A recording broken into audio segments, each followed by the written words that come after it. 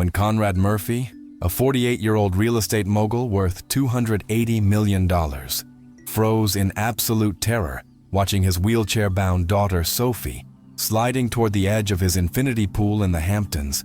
He never imagined that in the next 3 seconds, his 28-year-old Latina housekeeper Luzia Ramirez would throw herself onto the concrete, scraping her knees bloody to grab the wheel of that chair and save his daughter's life, changing everything he thought he knew about the Is woman who had been invisible in his mansion for 2 years.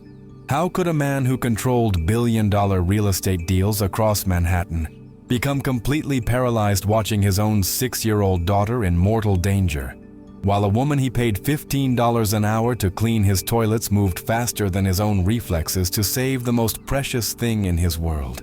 And what secret was Luzia hiding that would make Conrad realize he had been blind to the most extraordinary person living under his own roof? This is the story of Conrad Murphy, the Manhattan real estate king who discovered that the greatest treasure in his 40-room mansion wasn't his art collection worth $50 million or his fleet of luxury cars, but the humble woman from El Salvador who would risk her own body to protect his child, proving that sometimes the people we see least clearly are the ones who see us most completely. In just 18 months after that terrifying afternoon, Conrad's life transformed from a cold, empty existence of business meetings and profit margins into something he never thought possible for a man like him. While Luzia went from scrubbing floors to becoming the most important person in the Murphy family, earning not just a salary increase from $30,000 to $120,000 annually, but something money could never buy: the love and respect of a broken man learning what family really means. It was a Tuesday afternoon in September when Conrad Murphy stood in his home office on the 3rd floor of his Hamptons estate, barking orders into his phone about a problematic development project in Lower Manhattan. The numbers weren't adding up on the Riverside Tower deal, and his patience was wearing thin with his project manager's excuses. Through the floor-to-ceiling windows, he could see the perfectly manicured grounds of his property, the Olympic-sized infinity pool sparkling under the afternoon sun, and in the distance, the private beach that came with his $12 million estate. Conrad had built his empire from nothing, starting with a single apartment building in Queens that he'd bought with borrowed money when he was 25. Now, 23 years later, Murphy Real Estate owned over 200 properties across New York, New Jersey, and Connecticut. His personal net worth had just crossed $280 million, according to Forbes, making him the 43rd richest real estate developer in America. Success had its price, though, and Conrad had paid it willingly, sacrificing marriages, friendships, and countless hours with his daughter to build his kingdom of glass and steel. The divorce from Sophie's mother, Victoria, had been finalized 3 years ago, leaving Conrad with full custody of his daughter after Victoria decided that motherhood didn't fit with her modeling career in Paris. Sophie had been 3 when the accident happened, a devastating car crash that left her paralyzed from the waist down, confined to a wheelchair for life. Victoria couldn't handle it, couldn't accept that her perfect daughter would never walk, never dance, never be the little princess she had dreamed of. So she left, signing away her parental rights for a settlement check and her freedom. Conrad had thrown himself even deeper into work after that, hiring a rotation of nannies and caretakers to handle Sophie's needs while he continued building his empire. The latest nanny had quit just 2 weeks ago, citing the isolation of the Hamptons house and Sophie's difficult behavior as reasons for her departure. In truth, Conrad knew his daughter had become withdrawn and angry, lashing out at anyone who tried to get close to her. At 6 years old, she had already learned that people left, that love was temporary, and that her wheelchair made her different in ways that frightened even adults. That's where Luzia Ramirez came into the picture. Conrad's property manager had recommended her 2 years ago when he needed someone reliable to maintain the Hamptons house during his frequent absences. Luzia was 28, originally from El Salvador, and had been working as a housekeeper in the Hamptons for various wealthy families for 6 years. She was quiet, efficient, and most importantly, she never asked questions or tried to involve herself in Conrad's personal business. She arrived every Tuesday, Thursday, and Saturday at 7 in the morning, cleaned the 40-room mansion from top to bottom, and left by 6 in the evening without saying more than good morning and goodbye. Conrad barely noticed her, which was exactly how he preferred it. Staff should be invisible, professional, and competent. Luzia fit that description perfectly. She was small, maybe 5 feet 2 inches, with dark hair always pulled back in a simple ponytail, wearing the same uniform of black pants and white polo shirt every day. She moved through his house like a ghost, leaving everything spotless and organized without disrupting his routine or demanding his attention. What Conrad didn't know was that Luzia had been watching Sophie for 2 years, observing the little girl's loneliness and anger with a heart that broke a little more each time she saw the child sitting alone by the window, staring out at a world she felt disconnected from.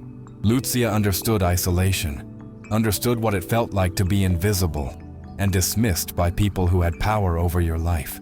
She had been sending money back to El Salvador for 8 years, supporting her mother who was dying of diabetes and her younger brother who was trying to finish engineering school at the University of San Salvador. Luzia had secrets that Conrad never bothered to discover. She spoke 4 languages fluently, had been a registered nurse in El Salvador before immigrating to the United States, and held a degree in child psychology from the Universidad Centroamericana. But her credentials weren't recognized in America. Her accent made employers doubt her intelligence, and her immigration status limited her job options. So she cleaned houses for wealthy people who saw her as nothing more than another piece of equipment, useful but forgettable. But Luzia saw Sophie, really saw her, in ways that the expensive nannies and child psychologists never had. She noticed how the little girl's eyes lit up when she heard Spanish music playing softly from Luzia's phone as she cleaned. She observed how Sophie would position her wheelchair near whatever room Luzia was working in, pretending to play with her tablets while actually listening to Luzia humming traditional Salvadoran lullabies. And most importantly, Luzia recognized the signs of a child desperate for connection, for someone who would see past the wheelchair to the bright, funny, loving little girl, trapped inside layers of disappointment and abandonment. On this particular Tuesday, Conrad was more distracted than usual. The Riverside Tower project was hemorrhaging money due to permit delays and construction problems. His ex-wife Victoria had called demanding an increase in her monthly payments, despite having no contact with Sophie for over a year. And his lawyer was pressuring him to make decisions about a class action lawsuit from tenants in one of his older buildings. The stress was giving him tension headaches that not even his expensive chiropractor could fix. Sophie had been particularly difficult that morning, refusing to eat breakfast, throwing her educational tablets across the room, and screaming at Mrs. Patterson, the elderly temporary nanny Conrad had hired through an agency. Mrs. Patterson had lasted exactly 4 days before informing Conrad that she was too old to handle a special needs child with behavioral problems. She would finish out the week, but he needed to find someone else immediately. Conrad had barely looked up from his laptop when Mrs. Patterson knocked on his office door to announce that she was taking Sophie outside to get some fresh air. The pool area was gated and safe, she assured him, and maybe the change of scenery would improve the child's mood. Conrad had waved them away without really listening. His attention focused on a conference call with his lawyers about the tenant lawsuit. Luzia had arrived early that day, using her key to enter through the service entrance at 6:30 instead of her usual 7 o'clock. She had received a call from her brother Carlos the night before with devastating news about their mother's condition. The diabetes was getting worse, the doctors in San Salvador were talking about amputation, and the medical bills were mounting beyond what Luzia could manage on her housekeeper's salary. She needed to work extra hours, pick up additional houses, do whatever it took to send more money home. She had started in the kitchen, working methodically through her routine of cleaning appliances, scrubbing countertops, and restocking supplies. The house felt especially heavy that morning, filled with the kind of tension that comes from unhappy people living separate lives under the same roof. Luzia had developed an intuition about houses over the years, learning to read the emotional temperature of families through small details. Dishes left unwashed in the sink suggested arguments over breakfast. Clothes scattered in bedrooms indicated rushed, stressful mornings. Empty liquor bottles in trash cans revealed how people dealt with their problems when they thought nobody was watching. The Murphy house always felt cold, despite its luxury and beauty. It was a house where people lived but didn't connect, where expensive furniture sat in rooms nobody used, where family photos were displayed for show but never looked at with love. Luzia had worked for many wealthy families, but few felt as emotionally barren as this one.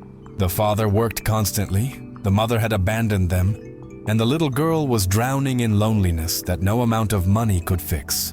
As Luzia worked her way through the downstairs rooms, she could hear voices from the pool area through the open patio doors. Mrs. Patterson's stern, elderly voice mixed with Sophie's higher-pitched responses, though she couldn't make out the specific words. She had learned to stay invisible during her work hours, to avoid interactions with family members or other staff that might complicate her position. Conrad Murphy paid her well and on time, which was more than she could say for some of her previous employers. She couldn't afford to lose this job, especially not now with her mother's medical crisis. But as she moved into the living room that overlooked the pool area, Luzia found herself glancing out the windows at Sophie and Mrs. Patterson. The little girl was positioned near the shallow end of the infinity pool, her wheelchair facing the water. Mrs. Patterson sat in one of the poolside chairs reading a magazine and occasionally looking up to check on her charge. It looked peaceful enough, but something felt wrong to Luzia in a way she couldn't quite identify. Sophie was leaning forward in her wheelchair, reaching towards something at the edge of the pool. Mrs. Patterson was engrossed in her magazine, holding it up to block the sun from her eyes. The pool's infinity edge created an optical illusion that made it difficult to judge distances and depths from certain angles, and the concrete around the pool was still wet from the morning's automatic cleaning system, making the surface slick and potentially dangerous. Luzia tried to focus on her work, telling herself that it wasn't her responsibility to supervise the child. She was the housekeeper, not the nanny. Conrad Murphy had made it clear through his indifference that he didn't want staff members overstepping their boundaries or involving themselves in family matters. But her nursing training and motherly instincts, honed through years of caring for her younger siblings back in El Salvador, made it impossible for her to ignore potential danger. She moved to a different window for a better view, her hands still mechanically polishing the glass coffee table, while her eyes tracked Sophie's movements. The little girl was definitely reaching for something, stretching her small body forward over the arm of her wheelchair. Her wheel locks didn't appear to be properly engaged, and the chair was positioned on a slight slope that led toward the pool's edge. Mrs. Patterson turned a page in her magazine, completely oblivious to what was developing just 20 feet away from her. The elderly woman's peripheral vision wasn't good, and her attention was entirely absorbed by whatever celebrity gossip she was reading. In her 4 days on the job, she had proven to be more interested in her personal comfort than in actively supervising Sophie, treating the position like a paid vacation at a luxury resort. Luzia felt her heart rate increase as she watched the wheelchair inch forward slightly. Sophie had managed to grab whatever she was reaching for, a colorful pool toy that must have blown near the edge. But in pulling it toward herself, she had shifted the chair's balance. The wet concrete provided no traction, and gravity was slowly pulling the chair and its occupant toward the infinity edge, where the water dropped away into a hidden catch basin. Time seemed to slow as Luzia realized what was about to happen. The wheelchair was going to slide into the pool, taking Sophie with it. The little girl couldn't swim, couldn't use her legs to kick or push herself to safety. If she went into the water still strapped into that chair, she would be trapped underwater with no way to free herself. Mrs. Patterson was too far away and too old to react quickly enough, even if she did notice the danger. Luzia dropped her cleaning cloth and ran toward the patio doors, but she was still inside the house, separated from the pool area by at least 40 feet and multiple obstacles. She could see Sophie's chair continuing to slide, could see the exact moment when the little girl realized she was moving toward the water and couldn't stop it. The child's face transformed from concentration to confusion to absolute terror in the span of 3 seconds. That's when Conrad Murphy finally looked up from his conference call. drawn by some paternal instinct or random chance to glance out his office window at the pool area. What he saw sent a jolt of pure panic through his nervous system, like he had never experienced in 48 years of life. His daughter was sliding toward the edge of the infinity pool in her wheelchair, moving in what seemed like slow motion towards certain disaster, and he was 3 floors away and helpless to reach her in time. Conrad's body went into complete shock. His phone fell from his hands, clattering to the floor, as the lawyers on the other end of the call continued discussing legal strategies to voices speaking into empty air. His legs felt like they were made of concrete, rooted to the floor by the paralyzing terror of watching his child about to die, while being powerless to save her. His mind, usually sharp and quick to analyze problems and solutions, went completely blank, except for one screaming thought that repeated over and over. Sophie is going to drown and I can't reach her in time. Mrs. Patterson finally looked up from her magazine, but her reaction time was slowed by age and surprise. She started to rise from her chair, but the distance between her position and Sophie's wheelchair might as well have been a mile. Even if she moved with the speed and agility of someone half her age, basic physics made it impossible for her to reach the child before the chair completed its slide into the water. But Luzia was already in motion, bursting through the patio doors and sprinting across the pool deck with the determination of someone who had spent years working multiple jobs and dodging immigration officers. Someone whose survival instincts were finely tuned and whose reflexes hadn't been dulled by age or comfortable living. She could see the exact trajectory of the wheelchair, could calculate in real time that she had perhaps 2 seconds before Sophie disappeared beneath the surface of the infinity pool. There was no time to run around to the other side of the chair, no time to try to grab it from behind or approach it safely. The only chance was to throw herself forward, to sacrifice her own body as a barrier between the wheelchair and the water. Without hesitation, without considering the consequences to herself, Luzia launched her small frame through the air in a desperate dive toward the sliding chair. Her knees hit the wet concrete with a sickening crack, immediately tearing through her black work pants and scraping away layers of skin. Her hands reached out blindly, guided by instinct and desperation, and by some miracle managed to wrap around the right wheel of Sophie's wheelchair just as it reached the very edge of the infinity pool. The chair jerked to a stop so suddenly that both Luzia and Sophie were thrown forward by the momentum. But Lucia's death grip on that wheel prevented the chair from tipping into the water. For a moment that felt like an eternity. The 3 of them formed a frozen tableau. Sophie, still strapped into her wheelchair with the pool toy clutched in her small hands, staring down at the water that had been inches away from swallowing her whole. Mrs. Patterson, finally on her feet but still 20 feet away, her hand pressed to her chest in shock.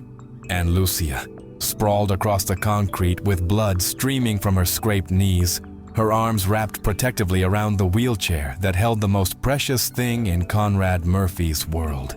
Then Sophie started crying.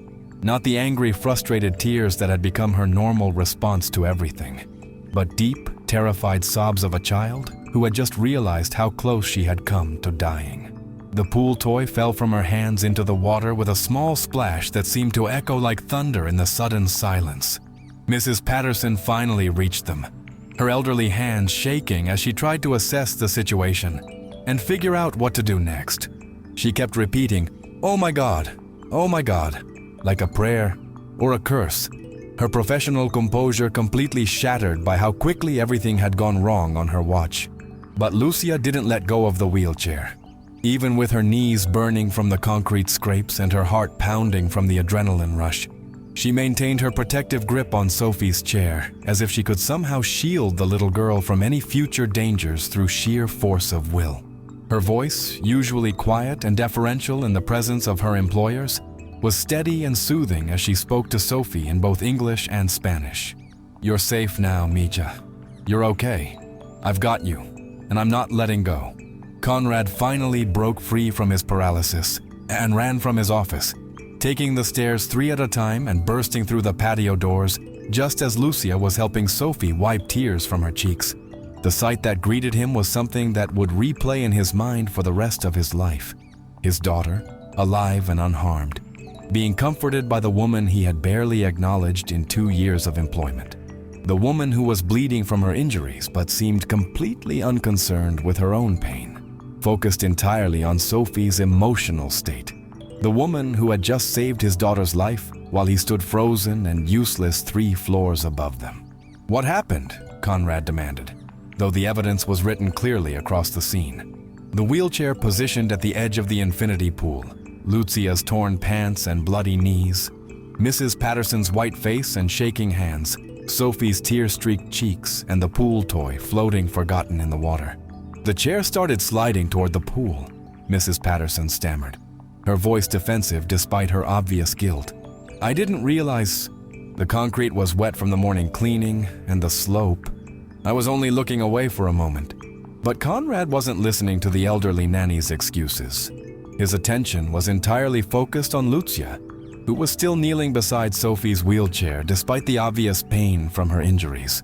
She had managed to calm his daughter's tears and was now speaking to her in gentle Spanish, words that Sophie seemed to understand, even though Conrad had never heard her speak anything but English. "Are you hurt?" Conrad asked Luzia, though he could see the blood seeping through her torn pants and the way she was favoring her left knee. "I'm fine, Mr. Murphy," Luzia replied automatically, the response of someone trained to minimize her own needs in the presence of employers. Sophie is safe. That's all that matters. But Conrad could see that she wasn't fine, could see the pain she was trying to hide, the way her hands were trembling slightly from the aftershock of what had just happened. And for the first time in 2 years, he really looked at her, not as a piece of furniture or a service provider, but as a human being who had just risked her own safety to save his child, when everyone else, including himself, had failed to act. "Mrs. Patterson, you're fired," Conrad said without looking at the elderly woman. "Pack your things and leave immediately. I'll have my business manager send you payment through the end of the week, but I want you off my property within the hour." The dismissed nanny started to protest, to explain how the accident wasn't really her fault, but Conrad cut her off with a look that had silenced boardrooms full of aggressive investors. Mrs. Patterson gathered her magazine and purse and hurried toward the house, muttering under her breath about unreasonable employers and impossible working conditions. When they were alone, Conrad knelt down beside Luzia and Sophie, bringing himself to their eye level for the first time he could remember. Sophie had stopped crying, but was still holding tightly to Lucia's hand, as if afraid that letting go might bring back the danger. "Thank you," Conrad said to Luzia, and the words felt inadequate for what she had just done. "You saved her life." Luzia looked surprised by his gratitude, as if she had never expected recognition for her actions. "Anyone would have done the same thing," she said quietly. But Conrad knew that wasn't true. Mrs. Patterson hadn't done the same thing. He himself had been too far away and too paralyzed by fear to do the same thing. In the crucial moment when his daughter's life hung in the balance, only Luzia had acted with courage and selflessness. "Can you walk?" he asked, noticing how carefully she was moving her injured knees. "I think so," Luzia said, though her face tightened with pain as she tried to stand. Conrad immediately reached out to help her, supporting her weight as she struggled to her feet. "We need to get you to a doctor," he said. "Those cuts look deep." "I don't have insurance," Luzia replied automatically, the response of someone who had learned to calculate medical costs before seeking treatment. "I can clean them myself. I have first aid training." Conrad stared at her, realizing how little he knew about the woman who had been working in his house for 2 years. She had first aid training? What other skills and knowledge had he never bothered to discover? "I don't care about insurance," he said firmly. "You're injured because you saved my daughter. I'm taking you to the emergency room, and I'm paying for whatever treatment you need." Luzia started to protest, but Sophie spoke up for the first time since the crisis had ended. "Please don't leave, Luzia," the little girl said in a small voice. "I don't want you to go away like Mommy did." The words hit Conrad like a physical blow. His 6-year-old daughter had just revealed that she knew Lucia's name, something he himself had never bothered to learn properly, always referring to her as the housekeeper in his mind. More importantly, Sophie was afraid that Luzia would abandon her the way her mother had. the way all the nannies had. "I'm not going anywhere, Mija," Luzia assured Sophie, using the Spanish endearment that seemed to comfort the child in ways that English words never had. "I just need to take care of these scratches, and then I'll be right back." "Promise?" Sophie asked, her small voice carrying the weight of too many broken promises from too many adults who had disappeared from her life. "I promise," Luzia said, and Conrad could hear the sincerity in her voice, the kind of commitment that came from someone who understood what it meant to depend on the reliability of others. As Conrad helped Luzia toward his car, supporting her weight while Sophie wheeled alongside them, he found himself seeing his house and his life from an entirely different perspective. The massive mansion that had always felt like a symbol of his success now seemed cold and empty, a place where a child could nearly die while her father worked 3 floors above, oblivious to her danger. But more than that, he was beginning to realize that he had been blind to the most important things happening in his own home. Luzia wasn't just a housekeeper. She was the person his daughter turned to for comfort, the one who knew her well enough to calm her fears in 2 languages, the one who had risked her own safety without hesitation when Sophie's life was in danger.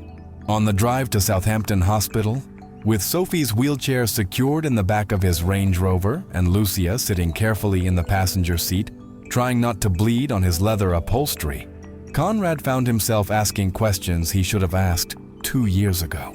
"How long have you been working as a housekeeper?" he asked. 6 years in the Hamptons," Luzia replied, her voice still strained from pain and shock. 8 years total in the United States. "Where are you from originally?" "El Salvador. I came here in 2016. Conrad did the math in his head. Luzia would have been 20 when she left her home country, barely more than a child herself.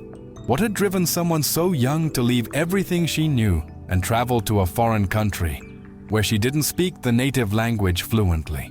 "Do you have family back home?" he asked. Luzia's expression tightened slightly. "My mother and my younger brother. My father died when I was 15. There was something in her tone that suggested those weren't casual relationships, that her family back in El Salvador represented serious responsibilities and concerns. Conrad found himself curious about this woman's story in a way he had never been curious about any employee before. At the hospital, Conrad's wealth and connections ensured that Luzia received immediate attention despite the emergency room's usual crowded conditions. The doctor who examined her knees confirmed that the cuts were deep and would require careful cleaning and bandaging, but no permanent damage had been done. She would need to keep the wounds clean and dry for at least a week, which would make her usual work duties difficult, if not impossible.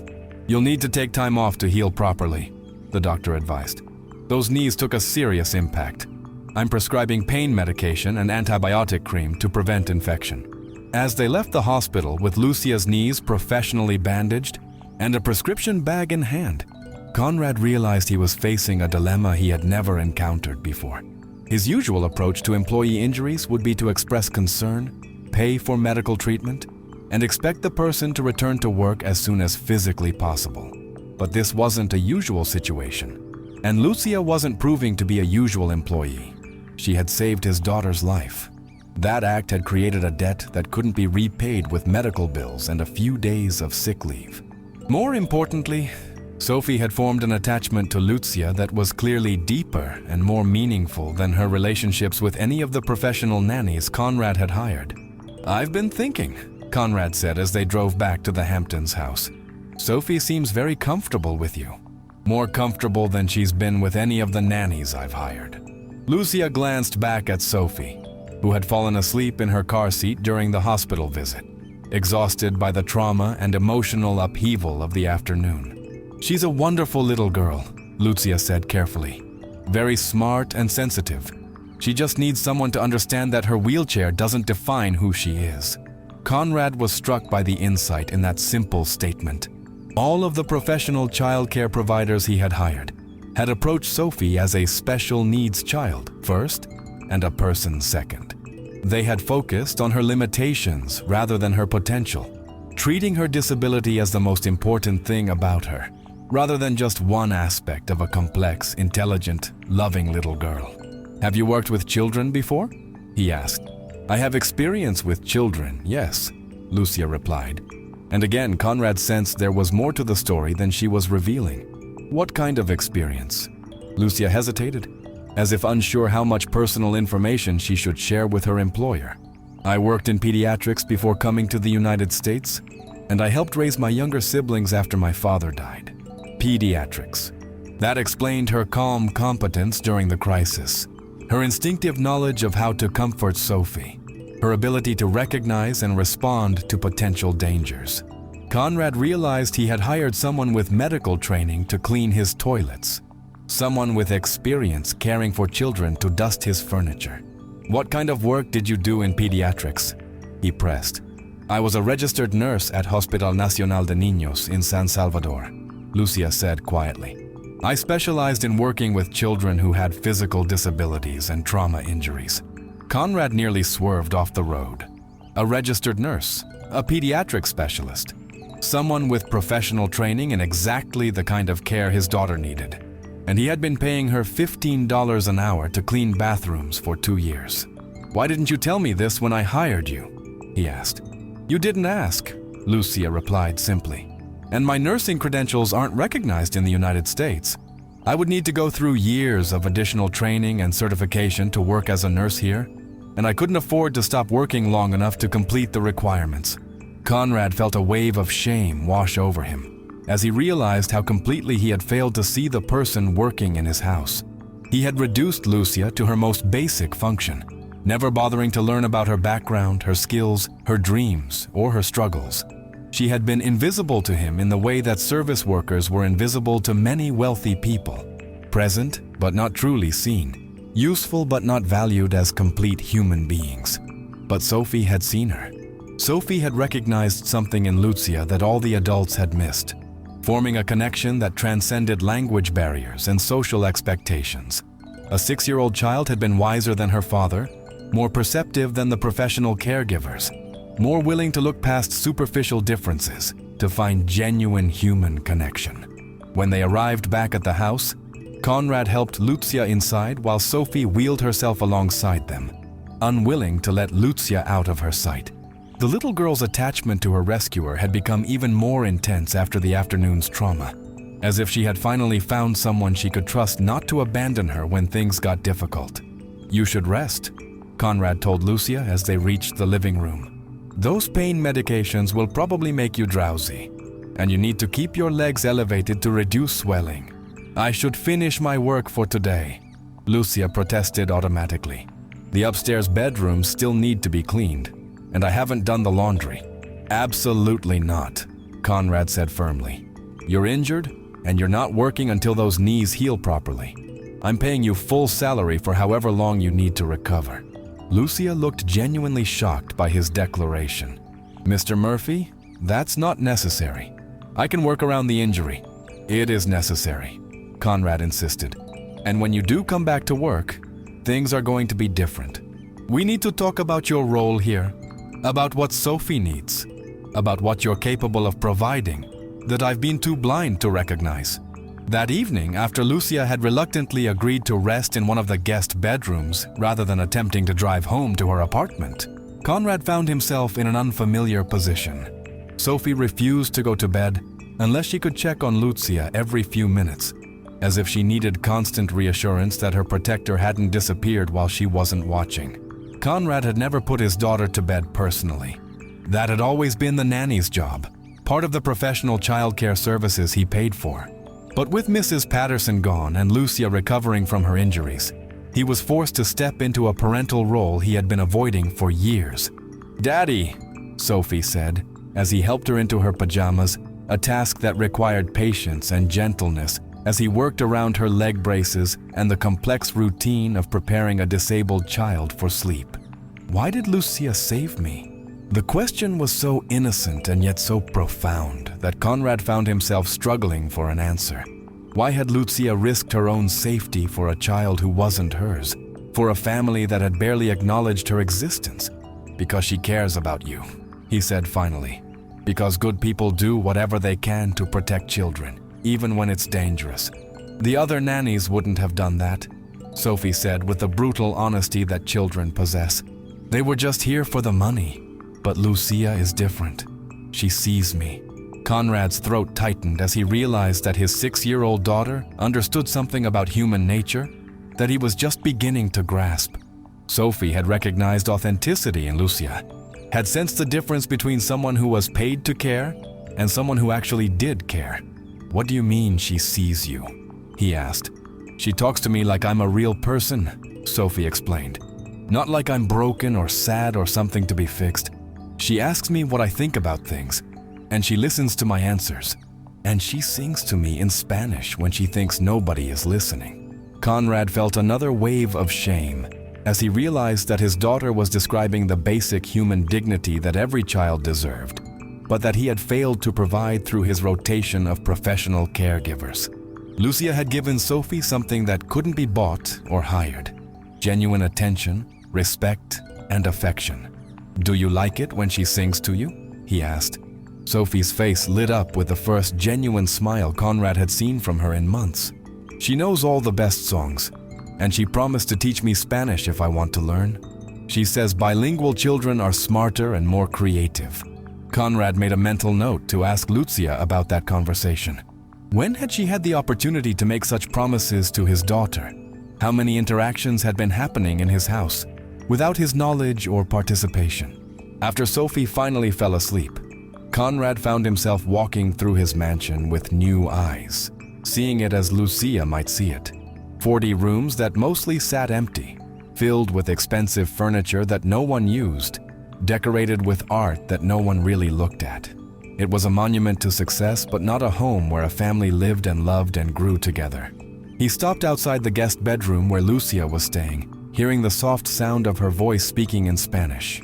At first, he thought she might be talking to Sophie, but as he listened more carefully, he realized she was on the phone, her voice thick with emotion and exhaustion. Conrad's Spanish was limited to basic business phrases, but he caught enough words to understand that Luzia was talking to someone about money, about medical bills, about a crisis back home. Her voice carried the weight of someone trying to solve problems that felt insurmountable, someone carrying responsibilities that extended far beyond her own needs and wants. As he walked back to his own bedroom, Conrad found himself thinking about responsibility and sacrifice in ways he never had before. He had always prided himself on being a self-made man, someone who had built his success through his own hard work and determination. But listening to Lucia's phone call, he realized that his version of sacrifice was nothing compared to what she was dealing with.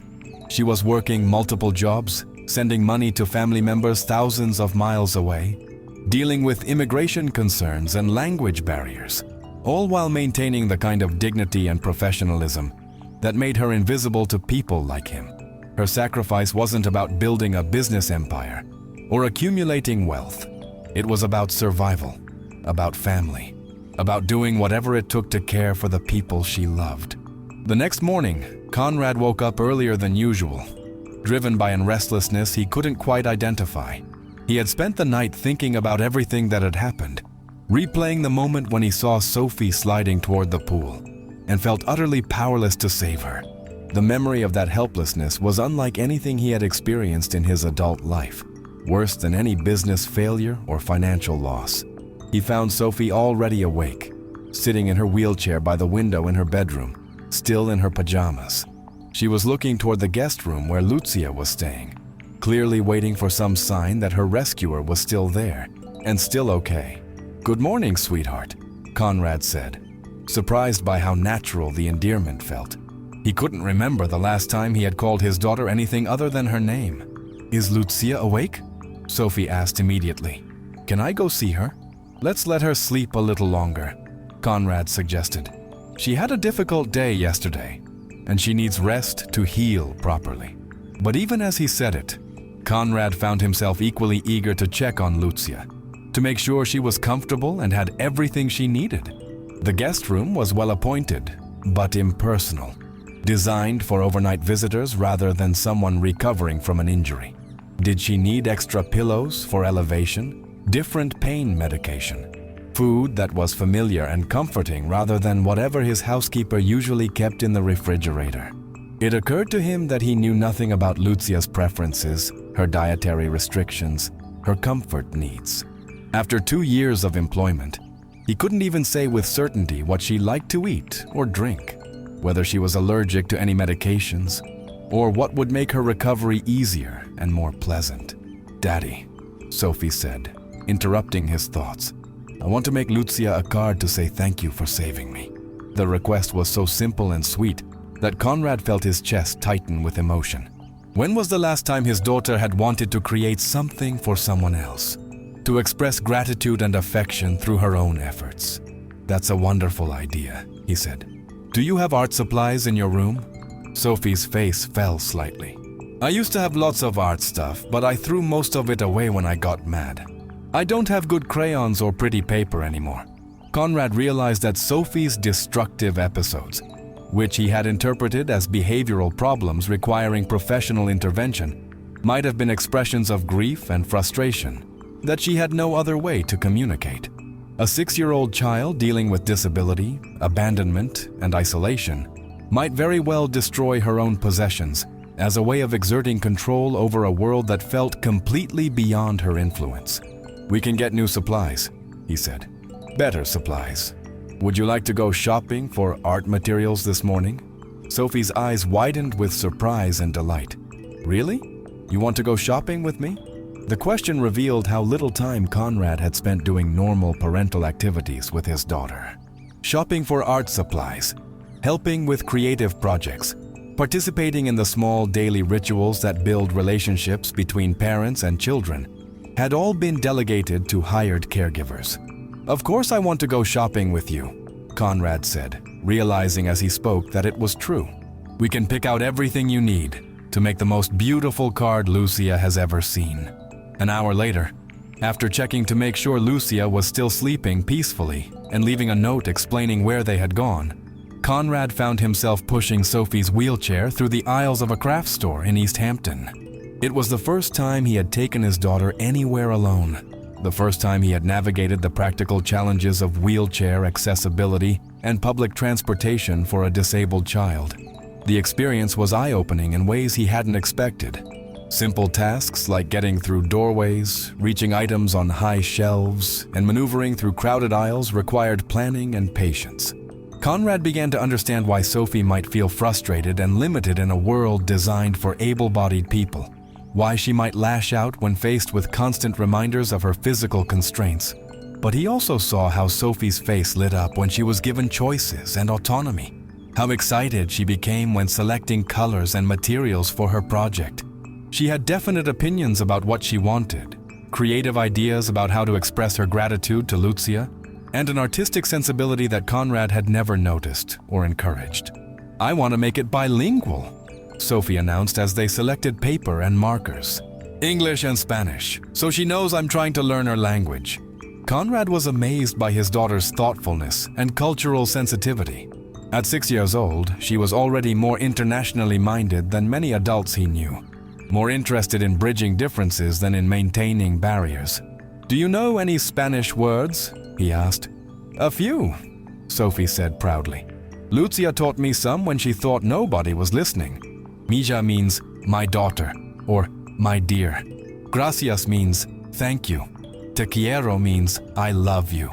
Conrad felt his throat constrict as he realized that Luzia had been forming a meaningful relationship with his daughter right under his nose, teaching her language and culture, while he remained obliviously focused on his business concerns. Sophie had been receiving the kind of personal attention and cultural enrichment that money couldn't buy, and he had been too distracted to notice. When they returned home, they found Luzia sitting carefully on the living room sofa, her bandaged knees elevated on cushions, looking uncomfortable with the luxury of being a guest rather than an employee in the Murphy house. "Mr. Murphy," she said, attempting to stand when she saw them enter. "I should check on the laundry and finish yesterday's cleaning." "Absolutely not," Conrad said firmly. "You're not working until those knees heal completely. And I told you yesterday that things are going to be different around here." "But the house needs to be maintained," Luzia protested. "I have responsibilities." "Your only responsibility right now is to get better," Conrad said. "Everything else can wait, or I can hire temporary help to handle it." Sophie wheeled herself directly to Luzia's side. her face bright with excitement about the morning's shopping expedition. "Luzia, we bought art supplies so I can make you a thank you card. Daddy took me to the store, and I picked out the most beautiful papers and the best markers, and I'm going to write it in English and Spanish." Conrad watched Lucia's face transform as Sophie chattered about their morning adventure, saw how the young woman's professional reserve melted away when faced with a child's genuine enthusiasm. This was clearly the side of Luzia that Sophie had been responding to, the warmth and authenticity that had been hidden behind years of service industry training. "That sounds wonderful, mija," Luzia said, using the Spanish endearment that made Sophie beam with happiness. "I can't wait to see what you create. Will you help me with the Spanish words?" Sophie asked. "I want to make sure I spell them right and say the right things." "Of course," Luzia replied, then glanced uncertainly at Conrad. "If your father doesn't mind." Conrad realized that Luzia was still operating under the assumption that she needed his permission to interact meaningfully with his daughter, that her role was limited to invisible service rather than genuine relationship. "I don't mind at all," he said. "In fact, I'd like to learn some Spanish myself. Maybe you could teach both of us." Luzia looked genuinely shocked by his suggestion. "You want to learn Spanish, Mr. Murphy?" "If it's important to Sophie, then it's important to me," Conrad replied, meaning it completely. "And please call me Conrad. After what you did yesterday, I think we're past formal employer-employee relationships."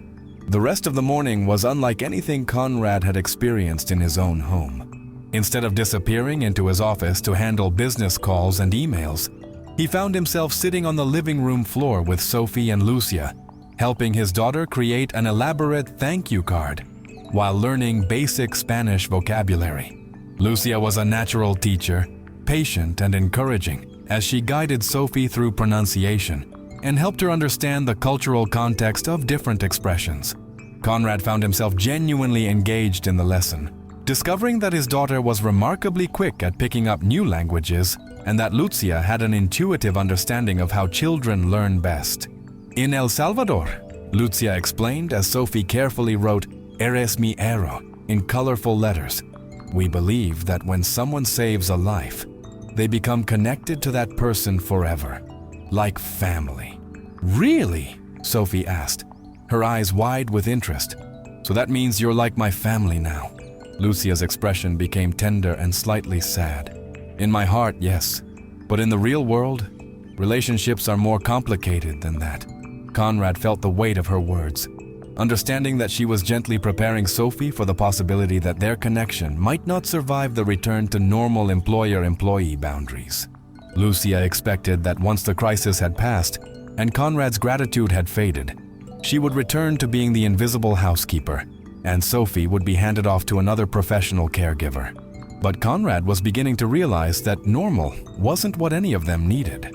Normal had left his daughter lonely and angry, had kept him isolated from meaningful relationships, and had reduced a talented, caring woman to menial labor that wasted her skills and potential. "Luzia," he said carefully, "I'd like to ask you about your background. You mentioned that you were a registered nurse in El Salvador, that you specialized in pediatric care for children with disabilities." Luzia nodded cautiously, clearly uncertain where the conversation was heading.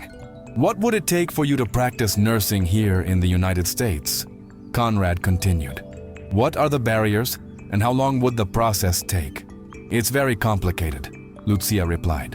"I would need to have my credentials evaluated by the Commission on Graduates of Foreign Nursing Schools. Then I would need to pass the NCLEX-RN exam, complete additional coursework to meet American standards, and possibly do supervised clinical hours depending on how my experience transfers. How long would all of that take? 2 to 3 years if I could afford to go to school full-time," Luzia said. "But I would need to continue working to support myself and send money to my family, so part-time study would make it take much longer. And there are application fees, exam fees, tuition costs. It would be very expensive." Conrad found himself calculating costs in his head, the same way he analyzed potential real estate investments. The financial obstacles that seemed insurmountable to someone earning a housekeeper's salary were trivial compared to his monthly business expenses. "What if money wasn't an obstacle?" he asked. What if someone were willing to invest in your education and certification to support you through the process of becoming a licensed nurse in the United States? Luzia stared at him with an expression of confusion and disbelief. Mr. Murphy, Conrad, I don't understand what you're suggesting. I'm suggesting that Sophie needs someone who understands her medical needs, her emotional needs, and her potential as a human being, Conrad said, the idea crystallizing as he spoke. Someone with professional training in pediatric care, someone who speaks multiple languages, someone who sees her as a complete person rather than a collection of limitations. Sophie looked back and forth between the two adults, sensing the importance of the conversation even if she didn't understand all the implications. You want me to be Sophie's nurse? Luzia asked carefully. I want you to be whatever Sophie needs you to be, Conrad replied. If that means getting your nursing credentials updated, I'll pay for it. If it means flexible scheduling so you can attend classes while still caring for her, we'll make it work. If it means a salary that reflects your actual qualifications rather than what I've been paying you to clean toilets, then that's what you'll receive. Luzia was quiet for a long moment, and Conrad could see her processing the offer, looking for the catches and conditions that experience had taught her to expect from wealthy employers. Why would you do this for me? She asked finally. Yesterday, I was just your housekeeper. What's changed? Conrad looked at his daughter, who was listening intently while adding decorative flowers to her thank you card, and realized that everything had changed. His priorities, his understanding of what mattered, his recognition of what both Sophie and Luzia needed to thrive. Yesterday, I almost lost the most important thing in my life because I was too busy and too distracted to protect it, he said quietly. You saved Sophie when I couldn't. More than that, you've been caring for her emotional needs when I didn't even realize she had them. You've seen her potential when I was focused on her limitations. He paused, choosing his words carefully. I've built a successful business by recognizing valuable assets and investing in them appropriately, Conrad continued. For 2 years, I had one of the most valuable assets imaginable working in my house, and I was too blind to see it. You have medical training, you have experience with disabled children, you have the kind of natural empathy and cultural awareness that can't be taught. Most importantly, you have a connection with Sophie that she's never had with anyone else. She's a special little girl, Luzia said softly, reaching over to smooth Sophie's hair. She deserves someone who sees how bright and loving she is. Yes, she does, Conrad agreed. And you're that someone. So the question isn't why I would invest in your education and career. The question is why I waited so long to realize what was right in front of me. Over the next several days, as Lucia's knees healed and Conrad made arrangements for her to begin the nursing credential evaluation process, the dynamics in the Murphy house shifted in ways that were both subtle and profound. Conrad found himself working from home more often, not because his business needed less attention, but because he wanted to be present for the daily interactions between Luzia and Sophie that he had been missing for 2 years. He watched Luzia guide Sophie through physical therapy exercises that none of the professional caregivers had thought to incorporate into daily routines.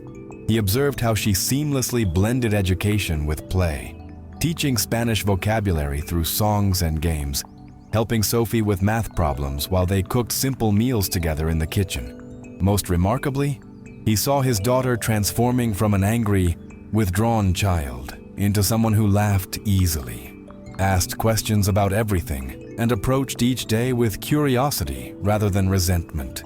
Sophie's behavioral problems didn't disappear overnight, but they became less frequent and less intense as she developed a secure attachment to someone who wasn't going to leave when things got difficult. Conrad also began to understand the scope of Luzia's personal challenges. Her mother's medical condition was deteriorating rapidly, requiring expensive treatments that weren't fully covered by El Salvador's public health system. Her younger brother, Carlos, was in his final year of engineering school, but struggling to pay for textbooks and materials. The money Luzia sent home each month represented the difference between her family's survival and disaster. How much do you send to El Salvador each month? Conrad asked one evening as they worked together to help Sophie with a school project about different cultures. About $800, Luzia replied quietly. It's most of what I earn, but they have no other options. Conrad did the mental calculation. $800 represented more than half of Luzia's monthly income as a housekeeper, leaving her with barely enough to cover her own basic living expenses in one of the most expensive regions in America. She had been living in poverty while working for a multimillionaire, sacrificing her own comfort and security to support family members thousands of miles away. "What would happen if you stopped sending money?" he asked. Luzia's face tightened with worry. "My mother would probably die. The diabetes medications alone cost more than most people in El Salvador make in a month. And Carlos would have to drop out of school and find work to help support her, which means he'd never finish his degree and never be able to lift himself out of poverty." Conrad realized that Luzia's situation represented a common but largely invisible form of immigration's story. She wasn't just working to build a better life for herself. She was serving as an economic lifeline for family members who had no other options, carrying responsibilities that went far beyond her own needs and dreams. "When you become a licensed nurse here, what kind of salary could you expect?" he asked. "Pediatric nurses in New York typically start at around $70,000 annually," Luzia replied. "With my experience, possibly more. It would change everything for my family." Conrad made a decision that felt both spontaneous and inevitable. "I'm going to advance you the salary difference," he said. "Starting immediately, I'm paying you what a qualified pediatric nurse would make, not what a housekeeper makes. Consider it an investment in Sophie's care and your family's stability." Luzia stared at him in shock. "Conrad, that's more than generous, but I haven't earned that salary yet. I don't have the credentials to justify that kind of payment." "You have the skills, the experience, and the dedication," Conrad replied firmly. "The credentials are just paperwork that will catch up to reality.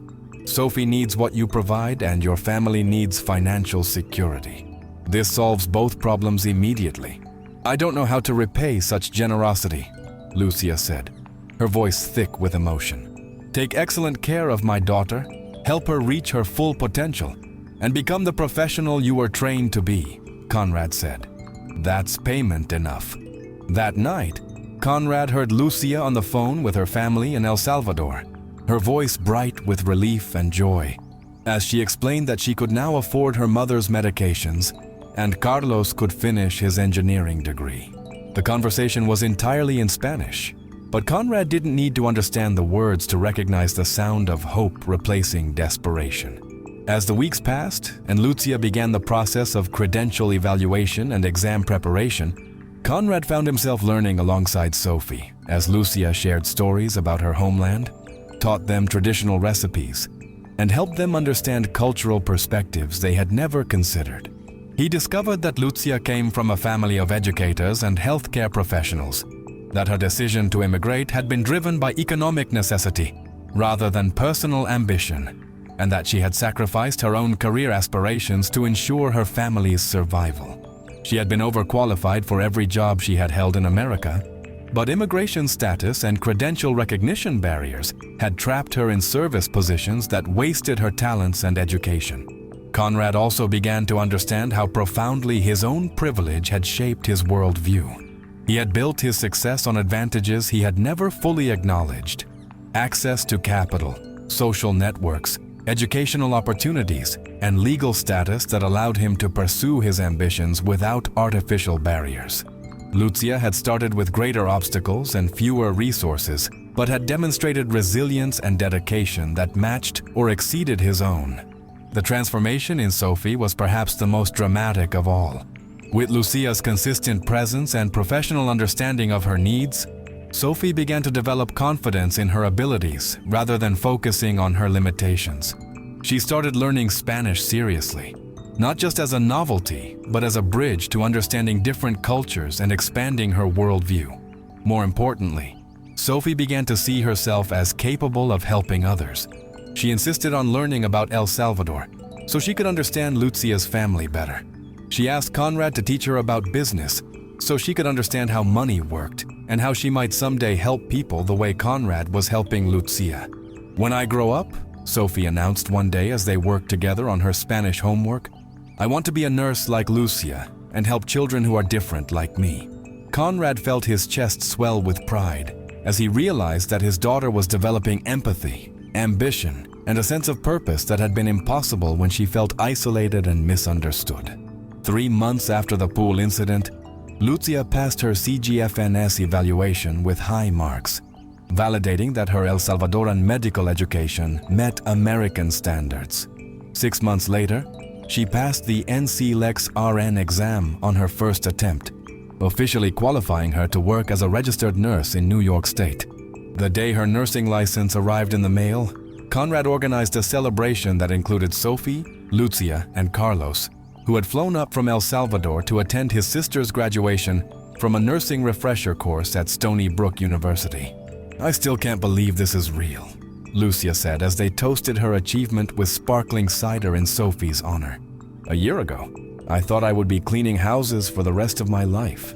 A year ago, I thought success meant having the biggest house and the most expensive cars," Conrad replied. "Now I know it means having the people you love healthy and happy and reaching their potential." Sophie, now 7 and increasingly confident in both English and Spanish, raised her glass solemnly. "To Luzia, my hero and my family," she said. "And to Daddy, for learning what's really important." Conrad felt tears threatening as he realized how completely his priorities had shifted. His business was more successful than ever, but it no longer consumed his every waking moment. He had learned to delegate responsibilities, to trust his team, and to focus his personal attention on relationships rather than acquisitions. The pool area had been redesigned with better safety features, but more importantly, it was now a place where the family spent time together.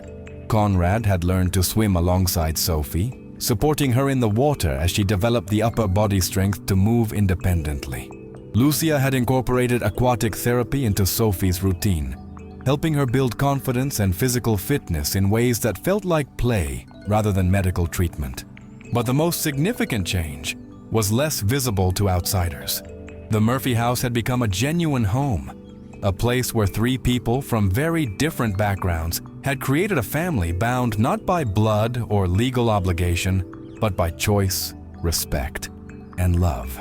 Conrad's business associates noticed the change in him, commenting on his improved focus during meetings, his better decision-making, and his increased interest in projects that had social impact rather than just financial return. He had started investing in immigration services and credential recognition programs, using his wealth to address the systematic barriers that had nearly wasted Luzia's potential. "What happened to you?" his lawyer asked one day after Conrad had turned down a lucrative but ethically questionable development deal. "You used to say that business was business, that sentiment had no place in financial decisions. I learned the difference between being successful and being valuable," Conrad replied. "Success is about what you accumulate. Value is about what you contribute." On the first anniversary of the pool incident, the 3 of them returned to the spot where their lives had changed so dramatically. Sophie was now swimming independently with adaptive equipment, her fear of water replaced by confidence and joy. Luzia was working part-time as a pediatric nurse at Southampton Hospital, while continuing to provide specialized care for Sophie. Conrad had restructured his business to allow for more family time while maintaining his position as one of New York's leading real estate developers. "Do you ever think about what would have happened if I hadn't been working that day?" Luzia asked as they watched Sophie demonstrate her swimming skills. "I try not to," Conrad admitted, "but I also think about all the other Luzias out there. All the talented people whose potential is being wasted because of barriers and prejudices and simple blindness on the part of people like me." "What do you mean?" Luzia asked. Conrad had been developing an idea for months, a way to use his resources and connections to address the problems that had nearly prevented him from recognizing Luzia's value. "I want to start a foundation," he said, "something that helps immigrant professionals get their credentials recognized, that provides financial support during the transition period, that connects skilled workers with employers who need their expertise." "That would help so many people," Luzia said thoughtfully, "but it would also be expensive and complicated to manage." "I have money and I understand complicated," Conrad replied. "What I need is someone who understands the immigrant experience, who knows what barriers exist and how to overcome them. someone who has navigated the system successfully and can help others do the same. Luzia looked at him with growing understanding. You want me to help run this foundation? I want you to be the foundation, Conrad said. Your story, your expertise, your connections in immigrant communities. You would know better than anyone how to identify people who need help and how to provide it effectively. But I'm just getting established as a nurse, Luzia protested. I don't know anything about running a foundation. You didn't know anything about saving a child from drowning either, Conrad pointed out. But when the moment came, you acted with courage and competence. This would be the same thing on a larger scale, saving potential instead of lives. Sophie swam over to join their conversation, her face bright with excitement from her time in the water. Are you talking about the foundation idea? She asked. The one where you help other people like Luzia become what they're supposed to be? Conrad was continually amazed by his daughter's perceptiveness and emotional intelligence. At 7 years old, she understood concepts of social justice and systemic barriers that many adults never considered. What do you think about that idea? He asked her. I think it's the most important thing you could do, Sophie said seriously. Luzia saved my life, but you saved her life by letting her become a nurse again. If you could do that for lots of people, you'd be like a superhero. Conrad laughed, but he also felt the weight of his daughter's words. He had the resources to make a significant difference in people's lives, to address injustices that were often invisible to those in positions of privilege. The question wasn't whether he should use his wealth and influence for such purposes, but whether he had the commitment to do it well. There's something else I need to tell you both, Conrad said, feeling nervous in a way that reminded him of his first major real estate presentation 20 years earlier, something I've been thinking about for months. Luzia and Sophie waited expectantly, clearly sensing the importance of whatever he was about to say. I want to make our family official, he continued. Not just the three of us living together and caring for each other, but legally recognized as a family. What do you mean? Luzia asked, though Conrad could see in her expression that she was beginning to understand.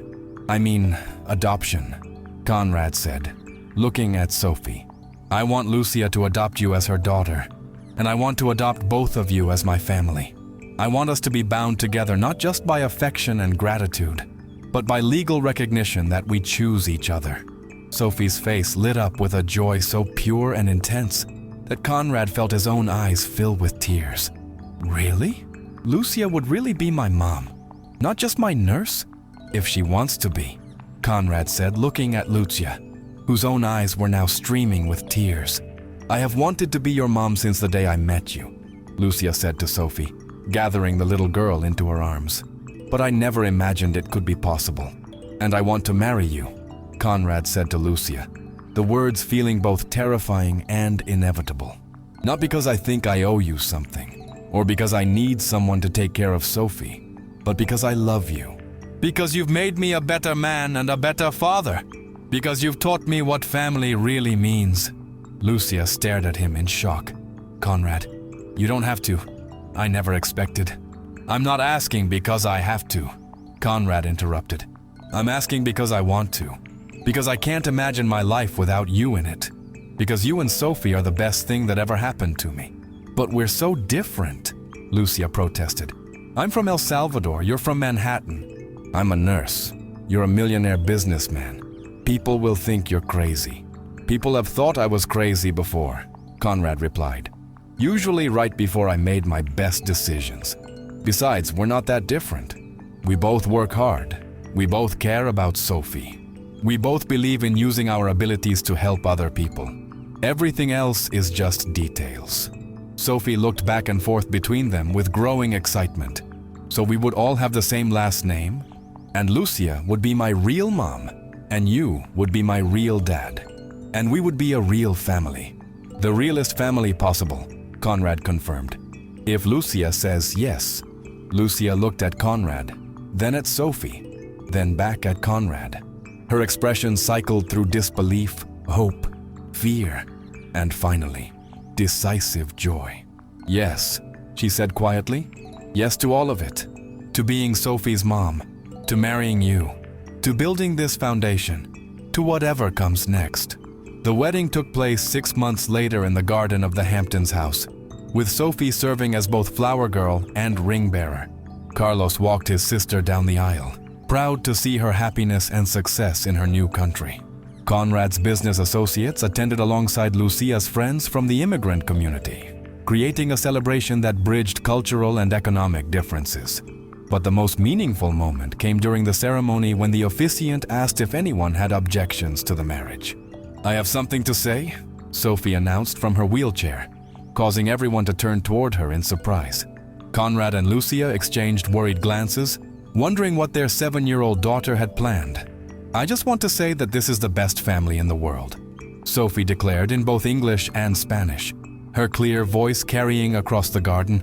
"My mom saved my life, my dad saved my mom's life, and now we're all going to save other people's lives together. That's what families do." The applause that followed was thunderous, but Conrad barely heard it. His attention was focused on his new wife and his daughter, the two people who had taught him that the greatest success wasn't measured in dollars or properties, but in the love and potential you helped create in the world. 5 years later, the Murphy Foundation had helped over 3,000 immigrant professionals get their credentials recognized and find work in their fields of expertise. Luzia served as executive director while maintaining her nursing practice, becoming a nationally recognized advocate for immigrant rights and professional development. Sophie, now 12 and fluent in 3 languages, had become the foundation's youngest volunteer, helping translate documents and welcome families to orientation programs. Her own story had been featured in several documentaries about adaptive technology and inclusive education, making her a spokesperson for children with disabilities who refuse to let their limitations define their possibilities. Conrad had scaled back his real estate empire to focus on socially responsible development projects and foundation management. His net worth had actually increased due to more strategic investments. But more importantly, his satisfaction and sense of purpose had grown beyond anything he had imagined possible. The pool where it all began had become a therapeutic center where children with disabilities learned to swim alongside their parents and siblings, supported by adaptive technology and specialized instruction.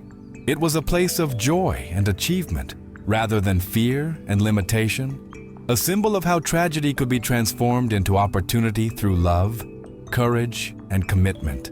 On quiet evenings, the 3 of them would often sit by that same pool, watching the sunset and planning their next day together.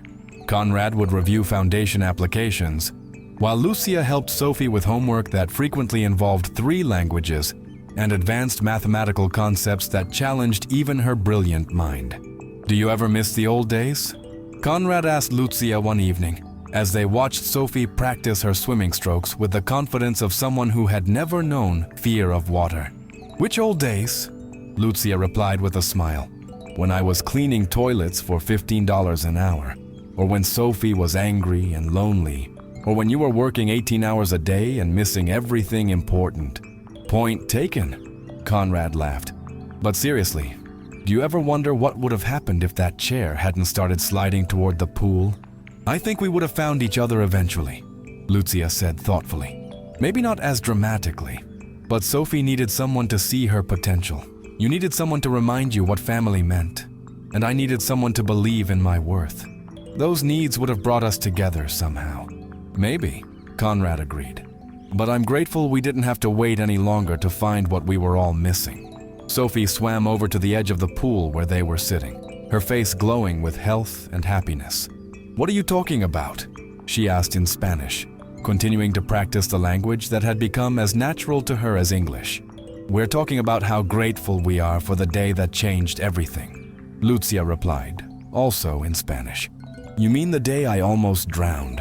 Sophie asked, with the matter-of-fact tone of someone who had processed a traumatic experience into a positive origin story. "I mean the day we became a family," Conrad corrected her. "The day we all stopped being afraid and started being brave." "I was never afraid," Sophie protested with 7-year-old bravado. "Yes, you were," Conrad said gently. "We all were. I was afraid of being a real father. Luzia was afraid of dreaming too big. And you were afraid that nobody would ever really see you. But we're not afraid anymore, Sophie said with the wisdom that sometimes emerges from children who have faced serious challenges early in life.